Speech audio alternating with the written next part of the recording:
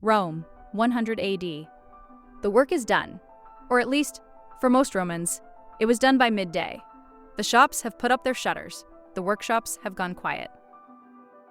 The streets, which were packed and deafening from before dawn, are beginning to empty, and several 100,000 people are about to enjoy themselves. This is something we almost never talk about when we talk about Rome. We talk about the wars and the laws and the engineering. We talk about the emperors and the politics and the disasters. We almost never talk about what Romans did when they weren't working. What they played, where they went, what made them laugh, but this might be the most revealing topic of all. Because what a civilization does with its free time, how it chooses to spend the hours that aren't spoken for, tells you more about its values than almost anything else. And Rome, in this respect, is full of surprises. Stay with me. And if you're not subscribed yet, hit the button, because this series on Roman daily life keeps going, and you won't want to miss the next one. Let's start with the most Roman leisure activity of all, the one that shaped daily life more than anything else, the baths. The thermae, the great public bathing complexes, were not simply places to get clean, they were the social infrastructure of Roman daily life.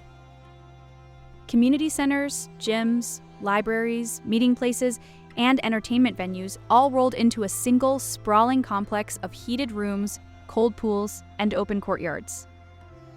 The largest, the baths of Caracalla in Rome, could accommodate over 1,000 bathers at once. They covered an area larger than many modern city blocks. They had hot rooms, the caldarium, where steam and heat induced sweating. Warm rooms, the tepidarium, for transitioning between temperatures. Cold plunge pools, the frigidarium, that could shock the body awake after the heat. Outdoor exercise areas, the palaestra, for running, wrestling, and ball games before or after bathing. Entry was cheap, sometimes free. This was deliberate. The baths were a public amenity, subsidized by the city and by wealthy donors who understood that providing them was a form of political goodwill. In a city without adequate private water supply for most of its residents, the baths also served a practical function. They were where most Romans cleaned themselves, regularly. But the social function was at least as important as the hygienic one. You went to the baths to see people, to conduct business, to gossip, to negotiate, to be seen. Romans who wanted to discuss a deal, patch up a friendship, or simply catch up on what was happening in the city went to the baths. The conversation that happened in the warm rooms and around the pools was the conversation of daily Roman life. The baths opened in the early afternoon and stayed open until dark. For many Romans, the afternoon was the baths and the evening was dinner. That was the shape of the day. Let's talk about the games. Not the gladiatorial contests, we've touched on those in another video. I mean the games in the broader sense. The ludi, the great public spectacles that punctuated the Roman calendar. The Roman year was full of official festival days, days on which games were held, paid for by magistrates or by the state, open to the public.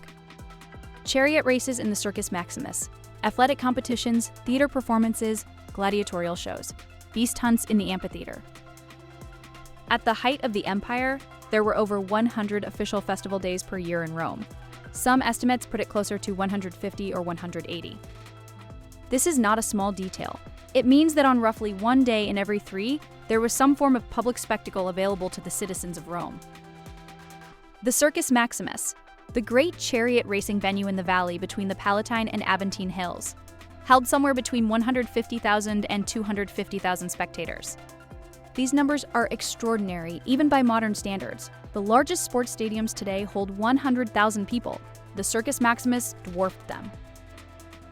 Chariot racing was the most popular sport in Rome by a significant margin.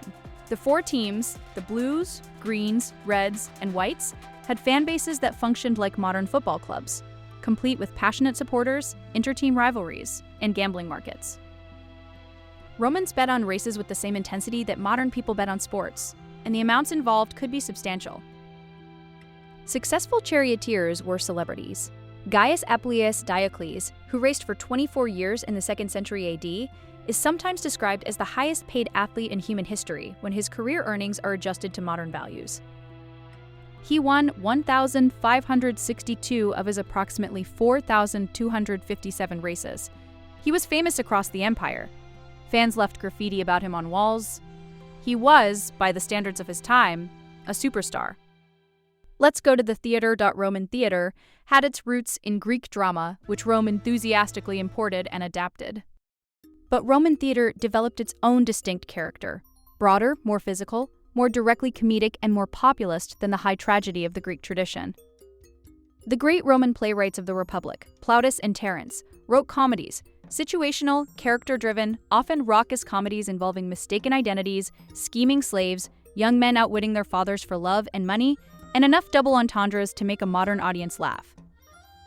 Plautus's plays were enormous popular successes in their time and remain readable and funny today. Shakespeare adapted several of them. The Comedy of Errors comes directly from Plautus's Menechmi. When you watch the Comedy of Errors, you are essentially watching Roman popular entertainment from the 2nd century BC, filtered through a 16th century English playwright.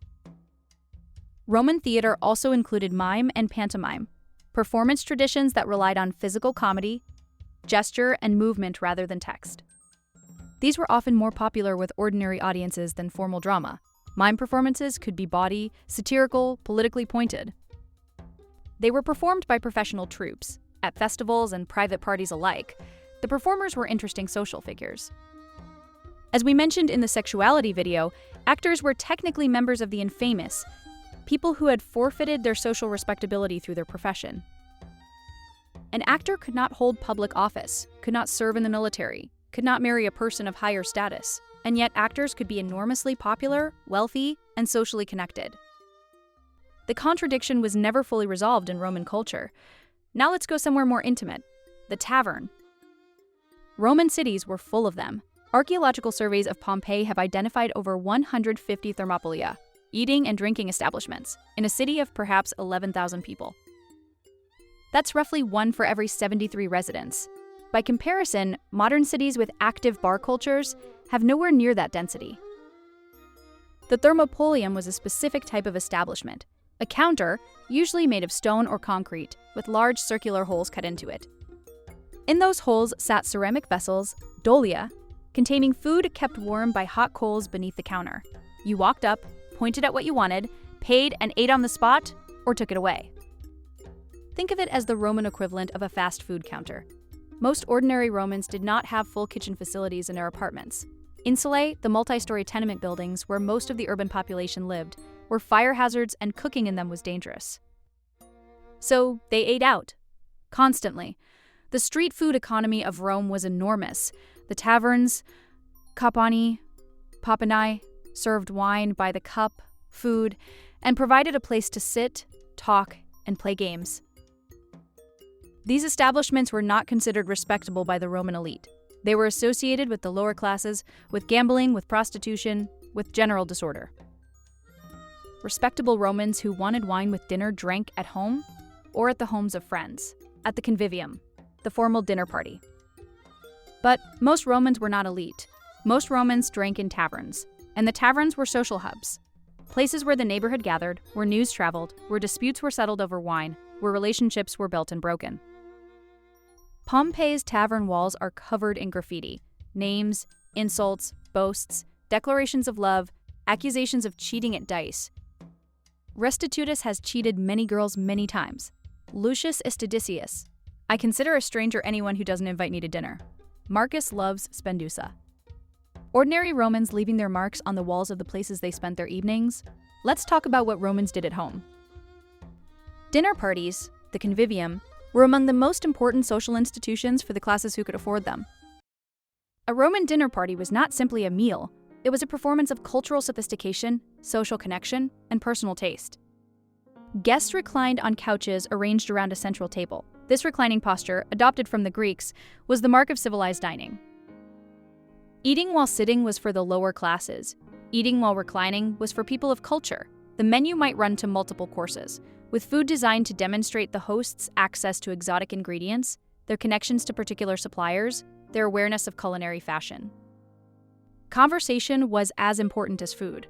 The ideal convivium included good talk, philosophical discussion, literary recitation, wit, debate.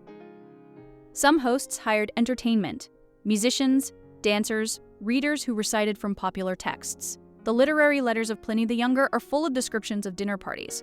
Who was there? What was served? What was discussed? The convivium also had a strong element of social obligation. Inviting someone to dinner was a statement of friendship and alliance. Not inviting someone was a message. The politics of the dinner table in Rome were real and consequential. For those who couldn't host elaborate dinner parties, the evening might be spent playing games at home. Dice, a constant presence in Roman life. Board games, a game called Tourney la Pili that was essentially tic-tac-toe. Game boards for which have been found scratched into surfaces across the empire. Knucklebones, card-like games. Romans gambled. Enthusiastically, somewhat illegally. Laws against gambling were regularly passed and regularly ignored, and at every level of society from slaves to emperors. Augustus was known to gamble, and he wrote frankly about his losses in letters. Caligula gambled compulsively. The Emperor Claudius wrote a book about dice games. These are not the people of the Stoic philosophy texts. These are people having fun. I want to end with something small. In the ruins of a Roman fort in Britain, one of those remote, cold, windy postings far from the warmth of the Mediterranean, archaeologists found a child's gaming piece. A small, carved bone counter used for one of the board games Romans played everywhere they went. Someone's child, in a fort at the edge of the empire, playing the same games their cousins were playing in Rome. The empire moved so many people. Soldiers from Spain to Britain, merchants from Syria to Gaul, slaves from Africa to Italy. It scattered families across 3 continents. It put people in places they never imagined they would be. And wherever they went, they brought their games, their dice, their boards scratched into stone, their need to play. Because that's what people do. In the middle of empire and war and all of it, they find an afternoon, and they play. This channel is about those people, the real ones, not just the emperors. Subscribe if you want to keep meeting them. And leave a comment. Tell me which part of Roman leisure life you'd most want to have experienced. The next video is right there. See you there.